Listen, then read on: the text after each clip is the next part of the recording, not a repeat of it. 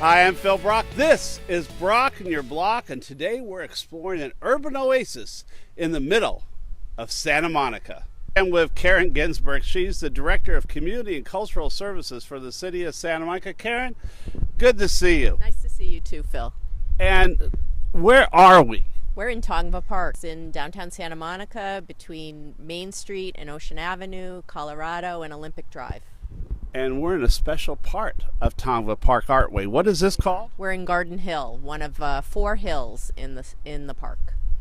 And Garden Hill is something extraordinary, and a lot of people who come through Tongva Park don't see this area because they take the main pathway from Ocean Avenue to Main Street. But this area has become an extraordinary area to seek solace in the middle of an urban city.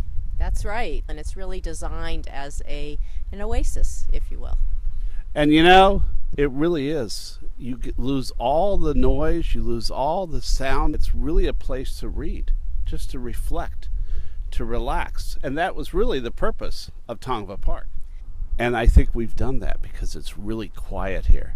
In this area, we have 3 friends, and these are the Three Amigos. So these 3 ficus trees used to be where Olympic Drive is right now at Main Street, and we relocated them to the park. They were very intertwined before we relocated them and wanted to keep them together, and we nicknamed them the Three Amigos. We also have the Moreton Bay fig that is directly behind me. This tree was here on the site when it was the Rand Corporation's headquarters, and we preserved the tree, and it's sort of the partner to the tree, the Moreton Bay fig at the Fairmont, although it's younger than that tree, about 80 years old. Okay, so it's still a mature tree. Yes. At that point. And you know, this tree really is just a gigantic, really cool tree that was hidden for all these years. Yes, it was, and we also have a nickname for it, and we call it Morty. Ah, Morty, the Moreton Bay fig tree. Very cool. And you know, these park benches that are here are something that are not only great to sit on, but part of the Give Santa Monica program. If I recall, you can buy a plaque and adopt this park bench as your own. Yes, you can. It's a little over $3,000, and you get a personalized plaque for the bench with its own inscription of your choosing. And really, this park has more seating than any of our other parks in the city. We have a tremendous amount of seating, and including group picnic tables that allow for large birthday parties and other events to occur here. One of the great things about Tongva Park are the 2 different picnic areas in our park. Yes, there's a picnic area here in Garden Hill, and there's also a group picnic area in Discovery Hill, which is the children's playground area. So there's lots of birthday parties that happen there. And these are great places because you're surrounded by the Three Amigos. It's really a great place to have a picnic. It is a great place to sit at Morty and watch the world go by, but be shielded from the noise of the freeway, from the noise on Ocean Avenue. It's really a great place for our residents to visit. Yes, I think it is. It's also a great place to have a meeting. Groups have booked this facility for other kinds of community events. So now we're at the Ocean Avenue entrance to Tongva Park. We have this beautiful fountain behind us. Yes, this fountain starts at City Hall and makes its way through the park to end here. This park is designed with a arroyo theme, so think of ravines and water and slope. As I recall, the first 4 or 5 times I walked through Tongva Park, once we got it open, I stepped right in the water every time. Yes, because there are runnels on either side of the main path that you can step in that takes you through the park to this water source here at Ocean Avenue. This fountain is really extraordinary. Water features are so calming and such a great addition to our city.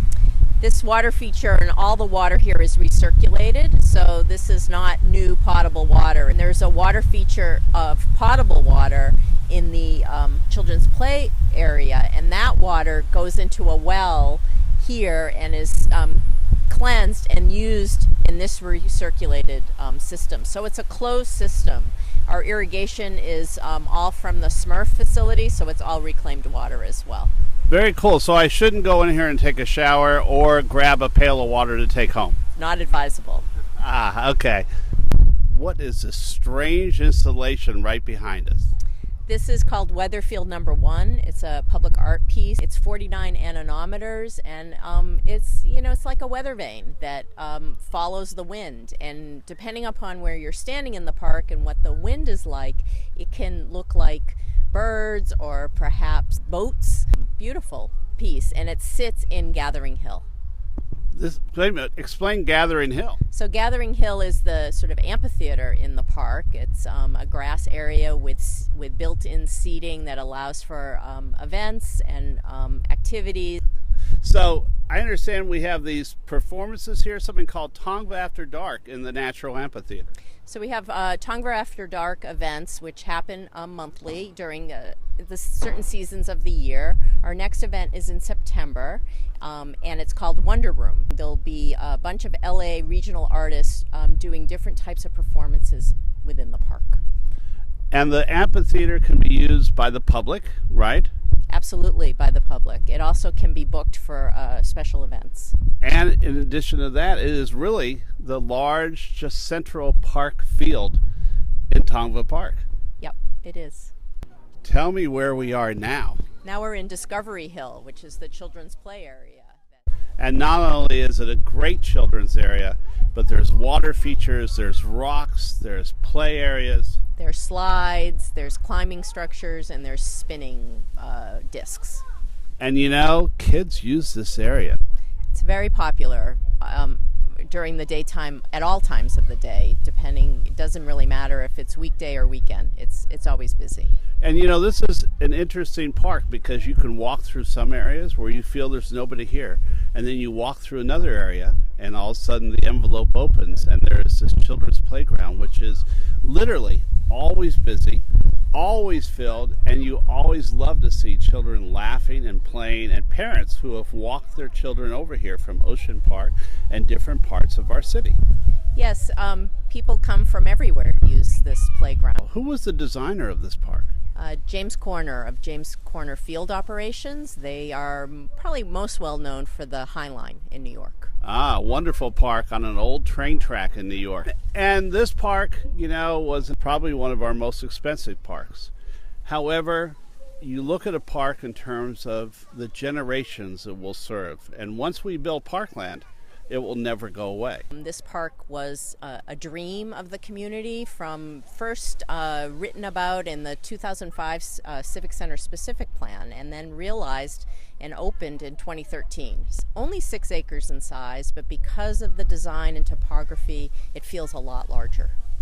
And this is something, I've been a Recreation and Parks Commissioner for over a decade, and it was something that I was elated to see open, and that I had a hand in advising the city staff and the architects for many, many years. But you know what? It's worth it. A park that the community can be proud of.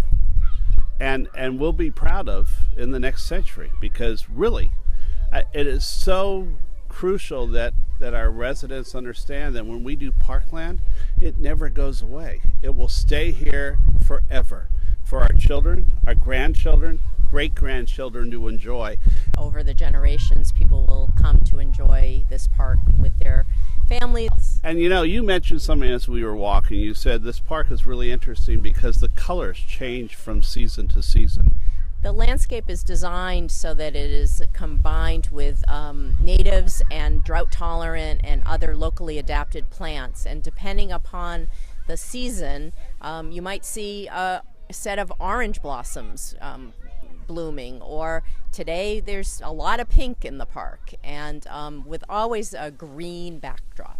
And what else is really interesting here is I've walked through this park now and seen various types of birds setting down here that we don't normally see because they're flying from spot to spot in the Pacific Flyway. And this is becoming an area that different birds stop at. Yes, there's 300 trees planted in this 6-acre park, and of all various species. Some are deciduous and some are evergreen. and it was very intentional. So we didn't only build this park for us, we built it for our community forest, and we built it for our wildlife population. I would agree. I think it's an environmentally sustainable park.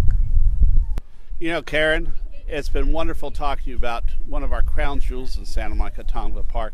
And you know, you've been our advisor for the Recreation and Parks Commission for years. We walk around and we look at Tongva Park. This is really a beautiful park. And our citizens in Santa Monica, our residents and our visitors, need to really come here to walk the paths of this park, because then they'll really appreciate what we've given them.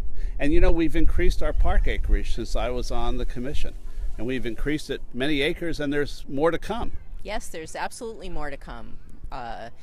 Ishihara Park, over near Stewart Park later this year or early next year, and then of course Airport Park expansion and Memorial Park expansion.